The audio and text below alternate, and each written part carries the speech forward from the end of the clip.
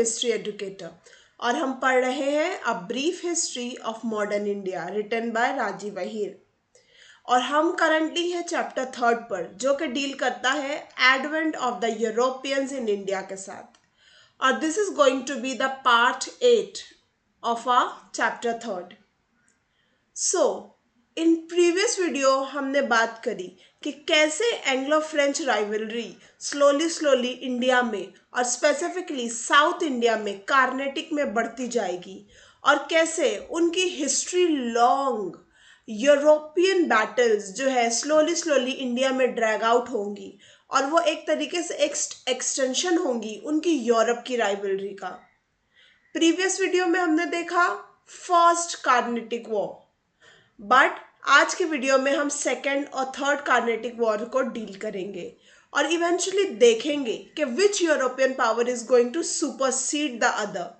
कौन सी power ultimately end में बनती है imperial lords of India. Okay, so let's learn about Anglo French rivalry.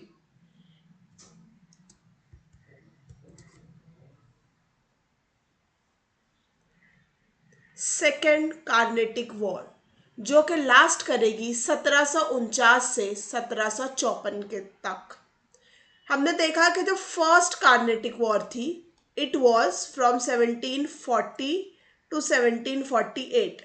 अब देखिए 48 में first battle is going to end, first war is going to end, but the very next year 49 में हम देखते हैं कि सेकेंड कार्नेटिक वॉर शुरू हो जाती है। फर्स्ट कार्नेटिक वॉर जो है it's going to end with a treaty जिसका नाम होगा एक्स ला शपेल। ट्रीटी का नाम होगा एक्स ला शपेल और इस ट्रीटी के जरिए ये डिसाइड किया जाएगा कि फ्रांस और इंग्लैंड को उनकी जो ओरिजिनल टेरिटरी थी वॉर से पहले दोनों को वो दे दी जाएंगी और एक पीस ट्रीटी कायम होगी। लेकिन हम देखेंगे कि द वेरी नेक्स्ट ईयर कैसे फिर से हालात बिगड़ते हैं। सो क्या था बैकग्राउंड इस वॉर का? The background of the Second Carnatic War was provided by rivalry in India. See, this is the important point for all of you. जो पहली कार्नेटिक वॉर हुई थी उसका जो बैकग्राउंड था वो इंडिया नहीं था, दैट वॉज यूरोप। वाई?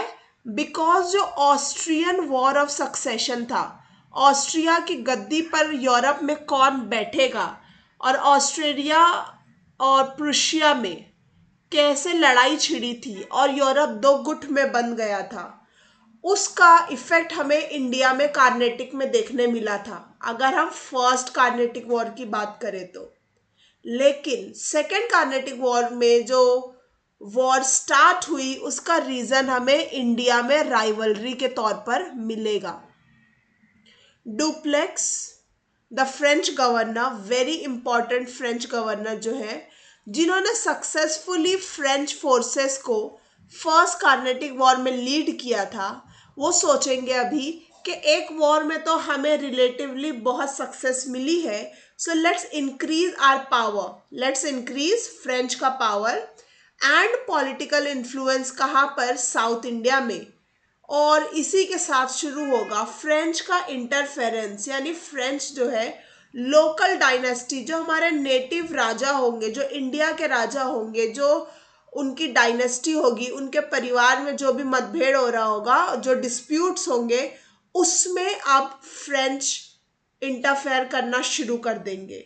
और ऑफ कोर्स ये सब करने का उनका एक सिंगल रीज़न होगा कि वो इंग्लिश को डिफीट कर पाए और पॉलिटिकली उनसे स्ट्रांग हो जाए। सो ये है background of second Carnatic war जो कि इंडिया में बेस्ड है। अब हम देखते हैं कि क्या वो इमीडिएट कॉज था जिसके बाद वो जंग छिड़ गई। सो ये जो अपॉर्चुनिटी है वो प्रोवाइडेड बाय हैदराबाद के एक इंसिडेंट से। और यहाँ पर क्या होता है कि निज़ामुल मुल्क, ओके, ये फाउंडर होंगे एक हैदराबाद के इंडिपेंडेंट किंगडम के, ठीक है। He is going to die, उनकी डेथ हो जाएगी 1748 में। और उसी साल एक और इम्पॉर्टेंट चीज होगी कार्नेटिक में या फिर साउथ इंडिया में। एक तो हैदराबाद के नवाब की डेथ निज़ामुल मुल्क की, सेकेंडली इसी साल चंदा साहिब ओके, ये है सन इन लॉ दोस्त अली के। अब दोस्त अली कौन है? दोस्त अली जो है ये कार्नेटिक के नवाब है। सो कार्नेटिक के नवाब, हैदराबाद के नवाब, two different things are happening South India में। तो चंदा साहेब जो है ये मराठास की जो कैद से आज़ाद हो जाएंगे उसी साल, मराठास की कैद से उसी साल चंदा साहेब आज़ाद हो जाएंगे, जो कि कार्नेटिक के नवाब के सन इन लॉ है। ओके, अब नासिर जंग है हैदराबाद के जो निज़ाम है उनके बेटे हैं। ओके, देन हैदराबाद की ही गद्दी पर एक और इंसान है जो अपना हक बताता है और वो है मुजफ्फर जंग। ठीक है, तो एक है नासिर जंग, एक है मुजफ्फर जंग।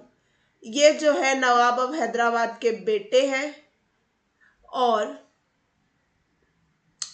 ये जो है नवाब ऑफ हैदराबाद के ग्रैंडसन है, बेटे हैं और पोते हैं। हम यहाँ बात कर रहे हैं हैदराबाद की। अब मुजफ्फर जंग का कहना है कि मुझे मुगल एम्परर ने कार्नेटिक का गवर्नर बनाया है। सो टेक्निकली जो हैदराबाद का भी स्टेट है वो after the nawab is going to come to me, ये कहना है मुजफ्फर जंग का। लेकिन जैसा कि हम देखते हैं कि नॉर्मली आफ्टर द फादर बेटा बनता है राजा। सो नासिर जंग कहेंगे कि नहीं, आफ्टर माय फादर मैं बनूंगा हैदराबाद का नवाब। और उसी दरमियान हम एक और देखते हैं कि कार्नेटिक में, ये हमने देखा हैदराबाद का स्टेट, अब हम देखेंगे कार्नेटिक के स्टेट में क्या हो रहा है।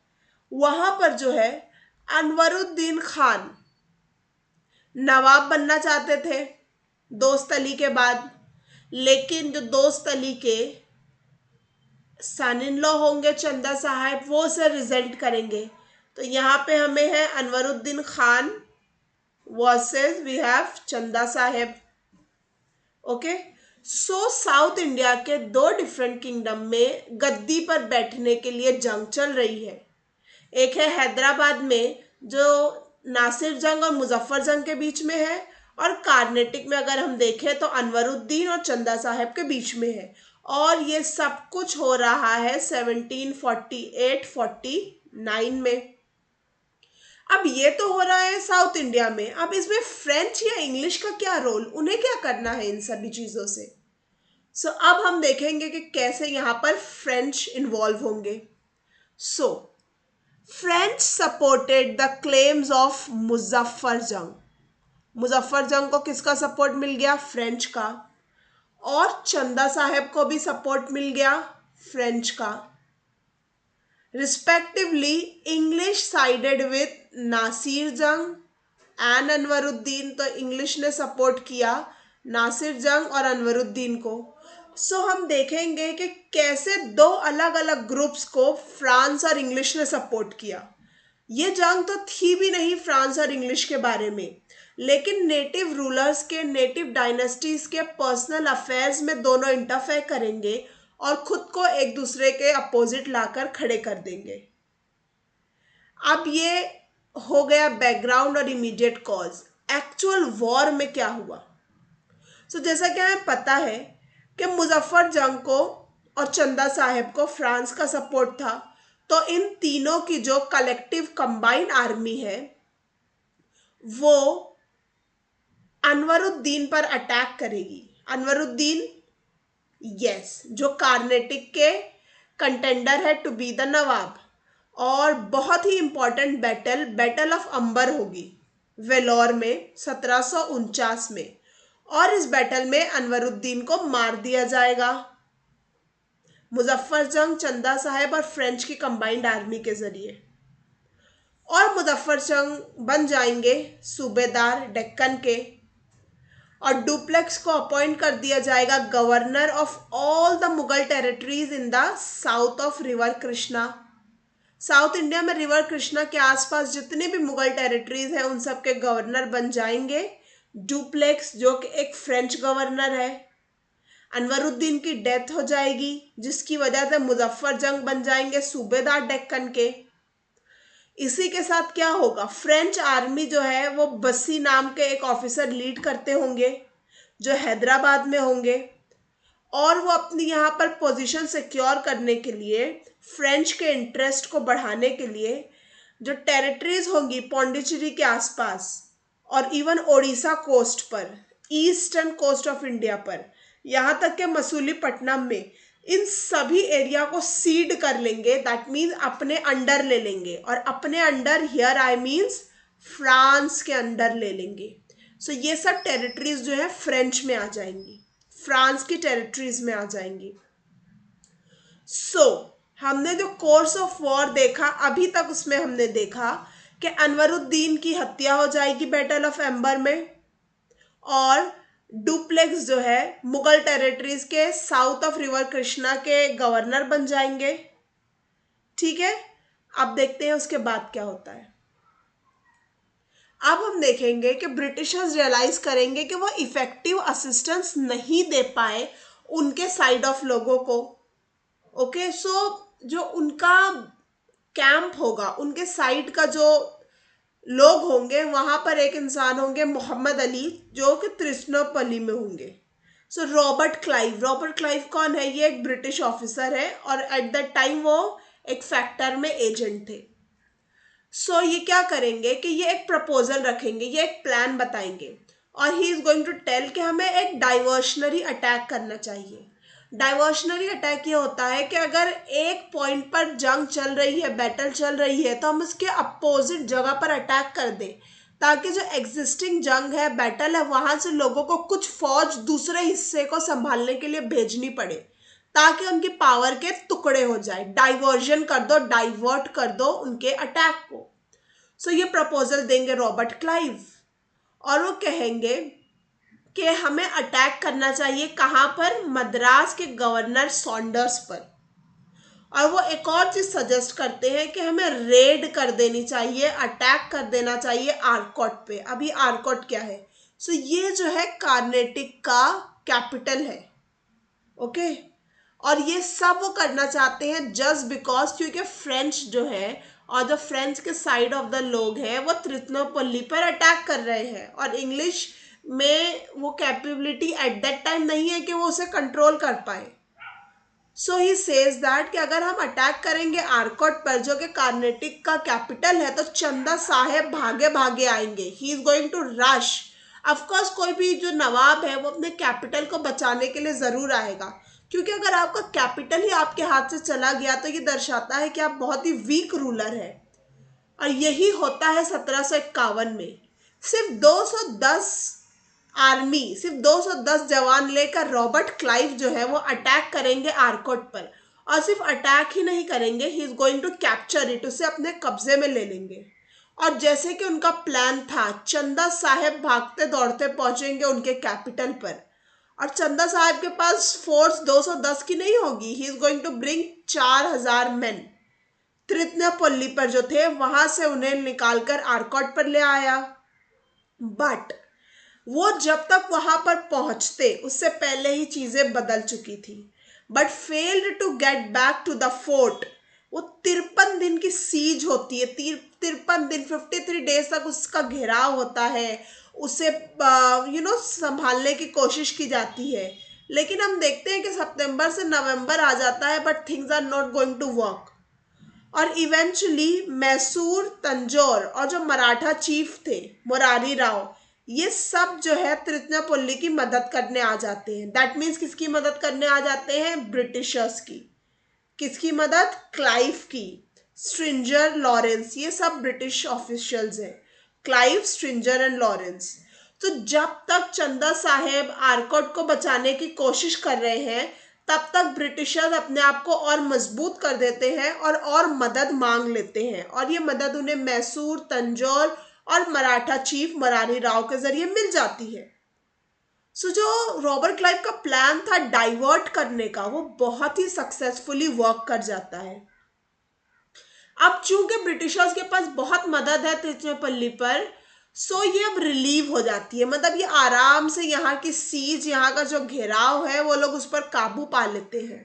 और एक जनरल लॉ होंगे जो कि फ्रांस से बिलोंग करेंगे, वो चंदा साहेब के साथ कूप्ड रहेंगे आइलैंड ऑफ श्रीरंगम। कूप्ड रहेंगे मतलब घेराव में रहेंगे, कब्जे में रहेंगे। कहाँ पर? श्रीरंगम नाम के आइलैंड पर, जो कि चंदा साहब की मदद के लिए जनरल लॉ, जो कि फ्रांस के जनरल थे, वो मदद करने के लिए जाते हैं आरकोट।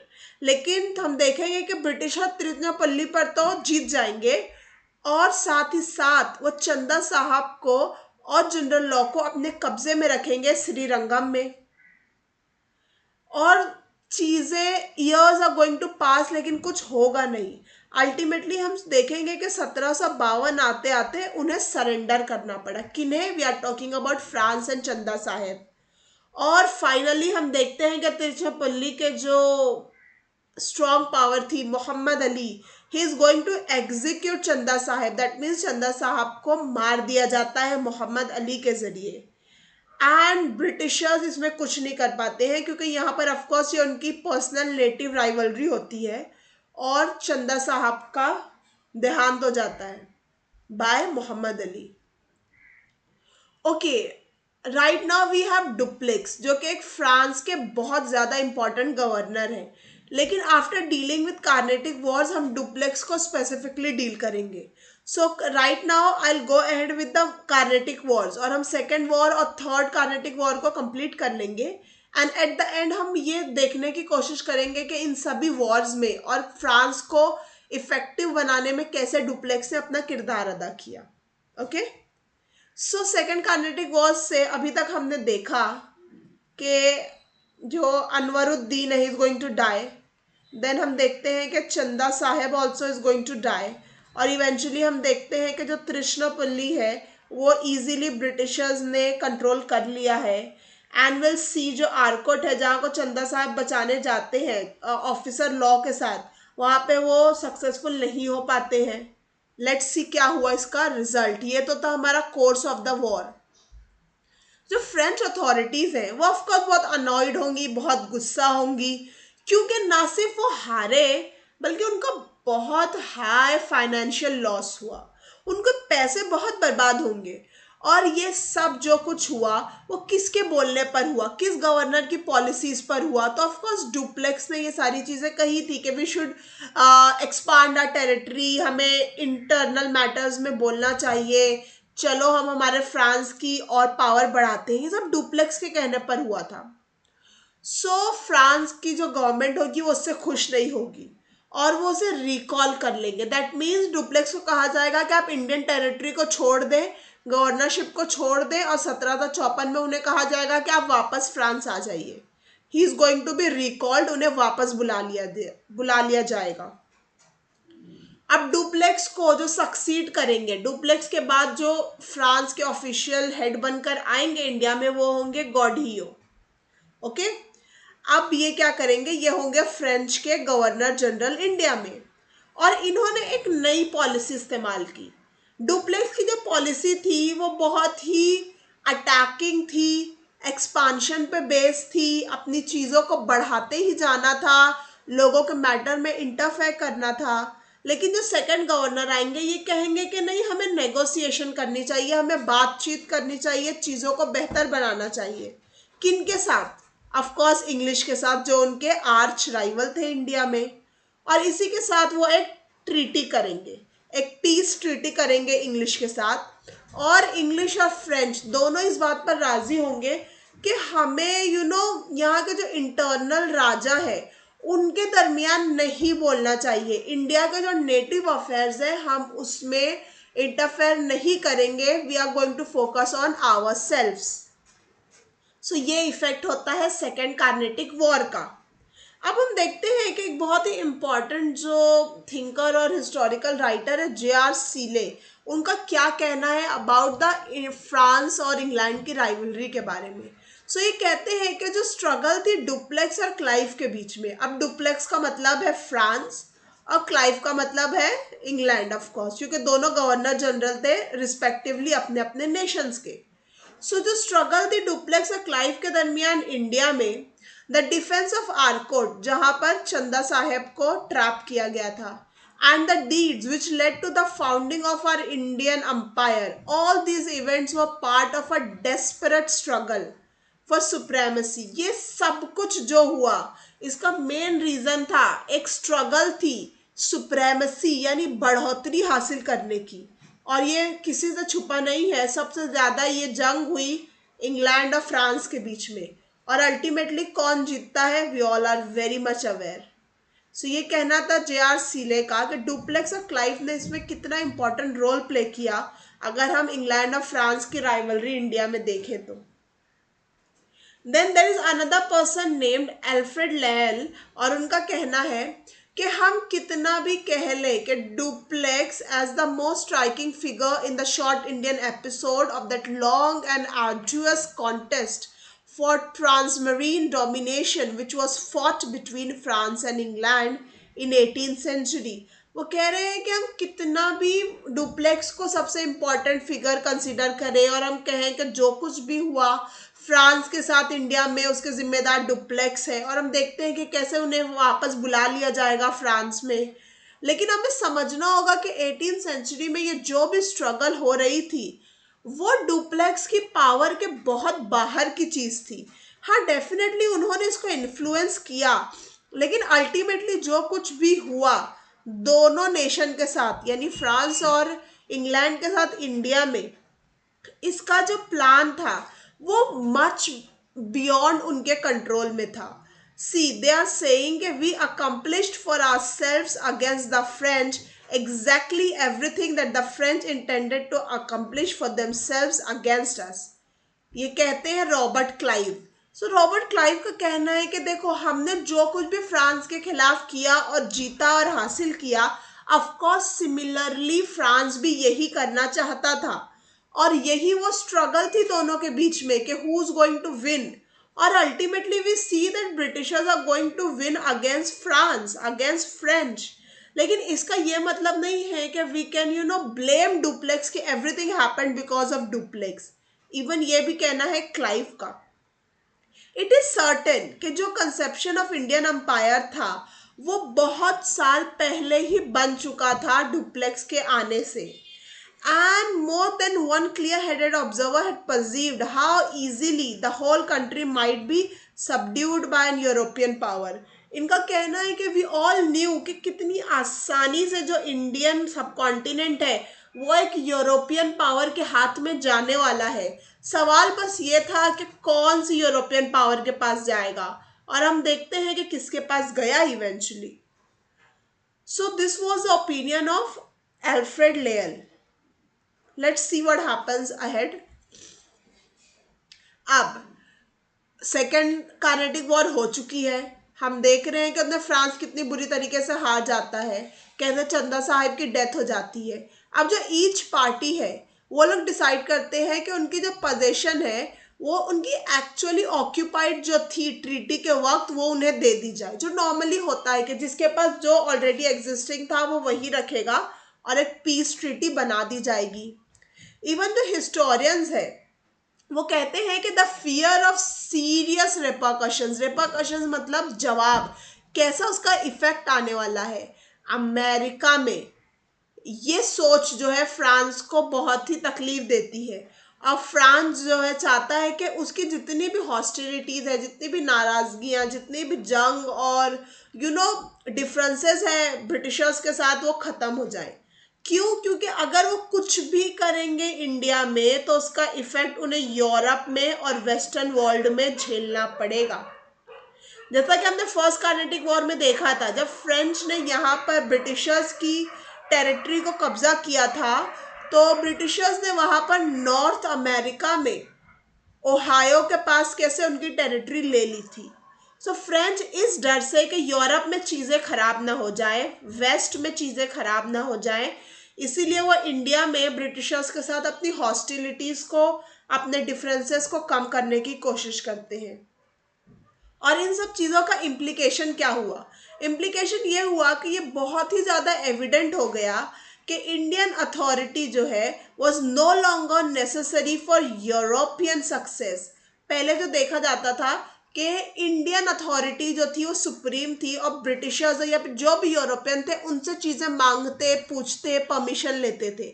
लेकिन इस कार्नेटिक वॉर के बाद पता चल गया कि जो इंडियन अथॉरिटी है वो डिपेंडेंट है यूरोपियंस पर। कैसे चंदा साहब गए फ्रांस से मदद मांगने, कैसे Anwaruddin is going to ask for Britishers help, उन लोगों को यूरोपियन सपोर्ट की अब जरूरत है। Mohammed Ali in the Carnatic and Salabat Jung in Hyderabad, ये कैसे क्लाइंट बन जाते हैं रादर देन पैट्रन्स के। पैट्रन क्या होते हैं कि जब एक बादशाह अपनी कोर्ट में आने वाले आर्टिस्ट या डिफरेंट लोगों की मदद करता है, उन्हें स्कॉलरशिप्स देता है, उन्हें इकोनॉमिक मदद करता है।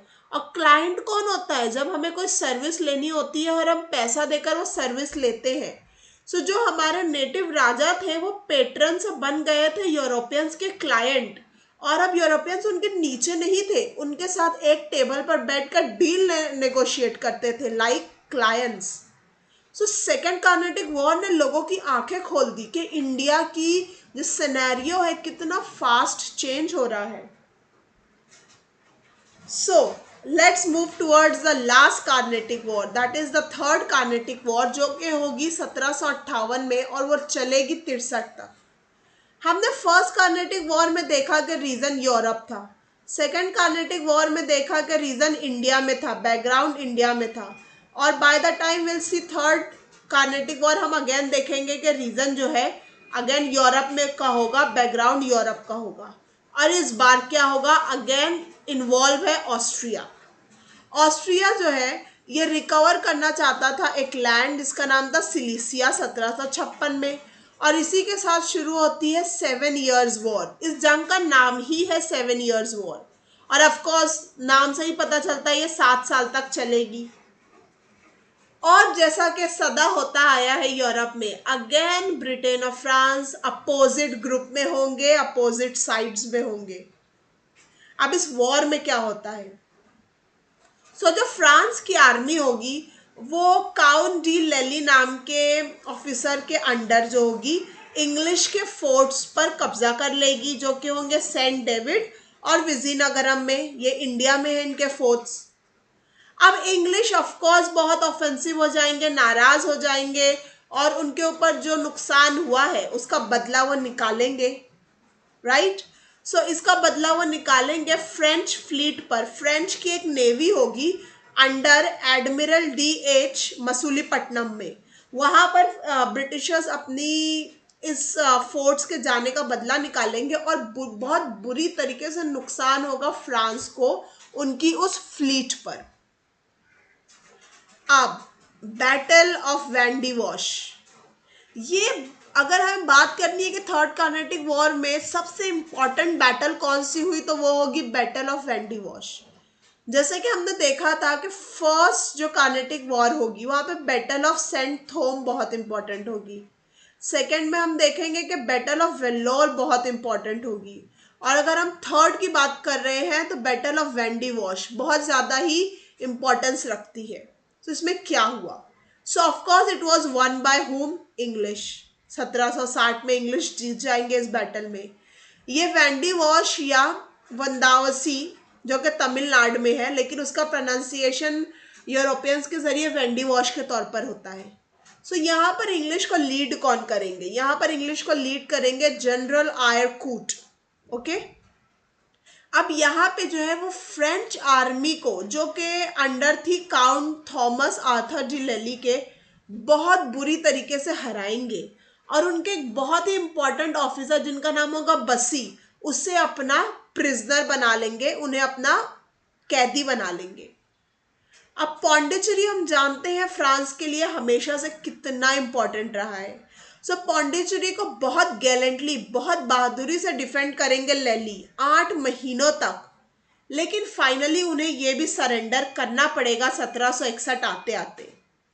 इसी के साथ साथ उन्हें जिंजी और माहे भी गंवाना पड़ेगा ब्रिटिशर्स के हाथों, और जितने भी इम्पोर्टेंट फ्रेंच पावर्स थी, फ्रेंच हेडक्वार्टर्स थे, ट्रेड सेंटर्स थे, पॉलिटिकली इंपॉर्टेंट पॉइंट्स से, सब फ्रांस हार जाएगा, और जो फ्रेंच की पावर है वो इंडिया में बहुत बुरी तरीके से रिड्यूस हो जाएगी, कम हो जाएगी, और वो अपने सबसे कमज़ोर नुक्ते पर आ जाएगा।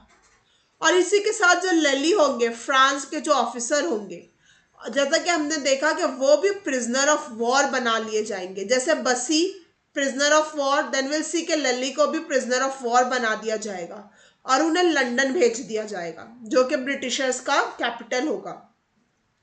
लेकिन हम देखते हैं कि बाद में वो फ्रांस को भेज दिए गए, लेकिन उनका भी अंत किस तरीके से होता है, तो उनकी किलिंग से होता है। He is going to be executed in 1767। So Lally, जिन्होंने बहुत गैलेंटली सेव करना चाहा पौंडीचेरी को, जो फ्रांस के लिए बहुत लड़े, उनका अंत ये होगा कि 1766 में उन्हें भी एग्जीक्यूट कर दिया जाएगा। और ये सब होगा बैटल ऑफ वेंडी वॉश के बाद, जो कि थर्ड कार्नेटिक वॉर की सबसे इंपॉर्टेंट बैटल मानी जाती है। कोई भी जंग खत्म होने के बाद उसके रिजल्ट जो है वो हम देखते हैं, और हम देखते हैं कि उस वॉर की वजह से अब दुनिया कैसे बदलेगी। सो अगर हम थर्ड कार्नेटिक वॉर की बात करें तो यहाँ पर एक और ट्रीटी होगी जिसका नाम होगा treaty of Paris of peace 1763 में। और ऑफ कोर्स इसमें रिस्टोर कर दिया जाएगा, वापस दे दिया जाएगा फ्रांस को उनकी फैक्ट्रीज इंडिया में। लेकिन उन्हें उनकी फैक्ट्रीज वापस दे दी जाएगी, लेकिन ऑफ कोर्स उन्हें उनकी पॉलिटिकल पावर और उनका पॉलिटिकल इन्फ्लुएंस तो वापस नहीं मिलेगा। सो इसकी वजह से उनका जो पावर था वो खत्म हो गया था। और हम देखेंगे कि थर्ड कार्नेटिक वॉर के बाद फ्रांस इंडिया में वैसे ही हो गए जैसे पोर्चुगीज और डच हो गए थे। दैट मीन्स उनका मकसद कुछ ना बचा था सिवाय अपनी छोटे एनक्लेव, एनक्लेव मतलब उनका जो छोटा सा एक जगह है जो उन्हें बस दे दी गई है ब्रिटिशर्स के जरिए, वहां पर वो अपनी जगह पर कॉमर्स कर रहे हैं, अपने एरिया में ट्रेड कर रहे हैं। दैट मीन्स उनके जो ख्वाब थे इंडिया में पॉलिटिकली आगे बढ़ने के लिए, इंडिया को कॉलोनी बनाना, इम्पेरियलाइज करना, वो सब खत्म हो जाएगा। और वो अपने एक छोटे लेवल पर एक पर्टिकुलर हिस्से में जैसे पोर्चुगीज और डच थे वैसे ट्रेडिंग करेंगे। और इसी के साथ हम देखते हैं कि कैसे इंग्लिश बन जाते हैं द सुप्रीम यूरोपियन पावर, सबसे बड़ी यूरोपियन पावर इंडियन सब कॉन्टिनेंट में। और हमें पता है कि डच को किस तरह ऑलरेडी डिफीट कर दिया गया था बैटल ऑफ बिदारा में। इसी तरह वेंडी वॉश में फ्रांस का भी खात्मा हो जाएगा और हम चले जाएंगे उस एरा पे जहां पर मोस्ट इंपॉर्टेंट यूरोपियन पावर बनेगा ब्रिटिश, और उसे कोई भी अपोनेंट नहीं है यूरोपियन की तौर पर उनके सामने। They are single handedly the European extremely important power in India now. लेकिन हम जब भी मॉडर्न इंडिया की बात करते हैं तो हम कहते हैं कि ये शुरू हुआ बैटल ऑफ प्लासे से 1757 में, राइट? बिकॉज हिस्टोरियंस भी यही कहते हैं कि ये मोस्ट डिसाइसिव इवेंट है, सबसे ज़्यादा इम्पॉर्टेंट इवेंट है जिसने ब्रिटिश रूल को इंडिया में शुरू किया, राइट? बट लेकिन हम एक चीज़ जो भूल जाते हैं, जो हम बिल्कुल इग्नोर नहीं कर सकते, वो ये है कि कैसे एक एक्चुअल टर्निंग पॉइंट अगर हम कंसिडर करें कि भारत की जो हिस्ट्री है, जो सब कॉन्टिनेंट ऑफ इंडिया की हिस्ट्री है और जो ब्रिटिशर्स की यहाँ पर विक्ट्री है, वो कैसे बदल जाती है जब फ्रेंच पावर को वेंडी वॉश में खत्म किया जाता है। तो 1760 में जब बैटल ऑफ वेंडी वॉश में फ्रांस को बुरी तरीके से हराया जाता है, तो एक तरीके से ये एक विक्ट्री और एक सिग्नल होता है कि अब ब्रिटिश पावर का कोई भी स्ट्रॉन्ग दुश्मन नहीं बचा है। The victory of the Wandiwash left the English East India Company with no European rival in India. हम ये नहीं कह रहे हैं कि कोई राइवल नहीं बचा, we are saying no European rival left in India. और अब ब्रिटिशर्स यहाँ पर कितना इंपॉर्टेंट रोल प्ले करेंगे और कैसे वो आगे बढ़ेंगे, ये सब देखने के लिए बहुत ही इंपॉर्टेंट होगा। कैम्ब्रिज हिस्ट्री ऑफ इंडिया के वॉल्यूम 5 में एच डॉडवेल क्या कहते हैं विथ रिगार्ड टू इंग्लिश? वो कहते हैं कि इंग्लिश जो है क्यों जीते, क्यों सारी कार्नेटिक वॉर्स में फ्रांस के अगेंस्ट इंग्लिश इतना इजीली आगे बढ़ पाए। तो उनका कहना है कि जो सप्लाईज ऑफ फूड है या फिर अगर हम पैसे की भी बात करें तो ये बहुत आसानी से ब्रिटिशर्स को बंगाल के जरिए मिल जाता था। हम जानते हैं कि सारी जंग हो रही है साउथ इंडिया में कार्नेटिक में, ओके। सो ईस्ट में बंगाल से उन्हें खाना और पैसे मिल जाते थे। साथ ही साथ अगर उनके जवान मर जाएं तो उन्हें नए सिपाही जो है यूरोप से बहुत जल्दी भेज दिए जाते थे। और जो उन्हें अनाज है वो उनके नॉर्थ इंडिया से मिल जाता था। सो बेसिकली साउथ में जंग हो रही है, लेकिन उन्हें ईस्ट और नॉर्थ से और साथ ही साथ यूरोप से मदद मिल रही है। लेकिन अगर हम फ्रांस की बात करें, सो उन्हें ऐसा कुछ नहीं मिल रहा था इन जंग में। और अगर उन्हें कुछ मिल जाता, कुछ कमोडिटीज मिल जाती, तो बड़ी मुश्किल से जमीनी रास्ते से बाय लैंड रूट मिलता था, जो कि स्लो होता था। सो इससे हुआ क्या कि जो फर्स्ट थे, दैट मीन्स जो ब्रिटिशर्स थे, जो इंग्लिश थे, वो कॉन्स्टेंटली जंग में स्ट्रेंथन होते जा रहे थे, मजबूत होते जा रहे थे। अगर उन्हें खाना चाहिए होता था, उन्हें मिल जाता था। उनके जवान मरते थे तो नए आ जाते थे, और उनके वीक होने का कोई चांस ही नहीं था। लेकिन अगर हम दूसरे फ्रांस की बात करें, तो उन्हें ये मदद नहीं मिल रही थी। और हम नहीं इग्नोर कर सकते आयर कूट, जो कि ब्रिटिश ऑफिसर थे। उन्होंने कितनी सुपीरियोरिटी बना ली थी मिलिट्री में। ब्रिटिशर्स की जो मिलिट्री थी, उनकी जो आर्मी थी, वो बहुत सुप्रीम थी। अगर हम उसे कंपेयर करें लली, यानी जो कि फ्रांस के लीडर थे बैटल्स में और वॉर्स में, सो उनकी सुपीरियोरिटी नहीं बन पाई थी मिलिट्री में ओवर ब्रिटेन।